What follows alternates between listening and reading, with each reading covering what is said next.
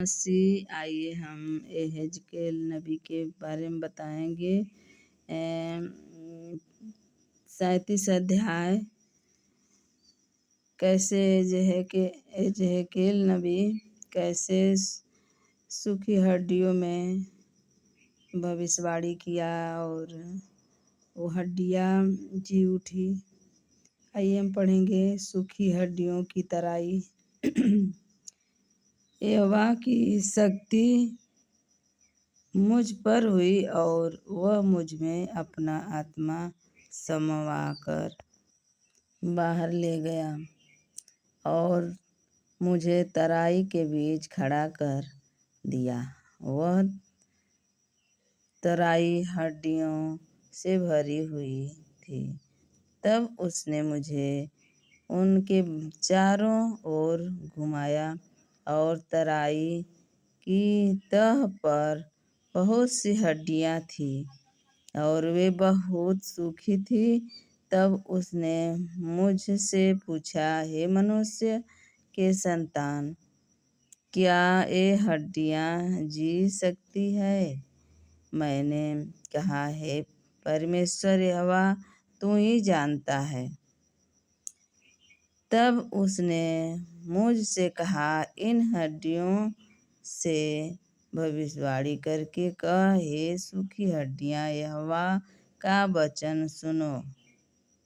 परमेश्वर यहोवा तुम हड्डियों से यो कहता है, देखो मैं आप तुम में सांस समाऊंगा और तुम जी उठोगे।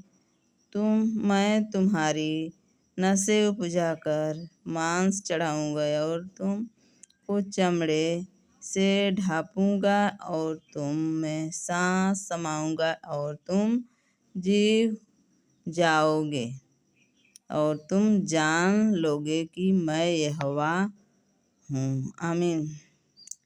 हमारे प्रिय प्रभु यीशु मसीह अपने दास को यहेजकेल नबी को लेकर एक ऐसा जगह गया जहाँ वहाँ पर कोई नहीं था। वहाँ पर हमारे प्रियों केवल हड्डियाँ थी, इंसान का कंकाल था।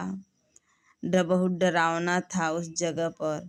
प्रभु यीशु मसीह यहेजकेल नबी को लेकर गया अपने दास को और कहा कि तू इस हड्डियों के लिए तू भविष्यवाणी कर।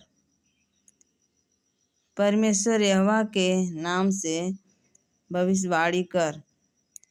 और उसने भविष्यवाणी किया। कहा कि हे प्रभु, इसके बारे में तू ही जानता है। और भविष्यवाणी किया और हड्डियाँ पर मांस भी चढ़ा और सांस भी समाया उसमें और वो हड्डियाँ उठकर खड़ा हो गया, जी उठा। यहाँ पर लिखा है वचन में कि सांस समाऊंगा और तुम जी जाओगे और तुम जान लोगे कि मैं यहोवा हूँ। ऐसे करके प्रभु उसे आज्ञा दिया और उनका प्रभु का जो दास था वो जुबान से बात किया।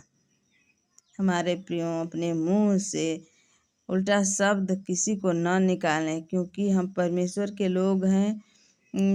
हमारा परमेश्वर ये सारी सृष्टि भी बनाया। उत्पत्ति में लिखा है, सारी सृष्टि भी बोल बोल कर बनाया है। हम सबको बोल करके बनाया, मुंह के द्वारा रचा है, बोला है, सब बनाया है। हम सबको बनाया, जीव जंतु बनाया, आकाश पृथ्वी सबको बनाया मुंह के द्वारा।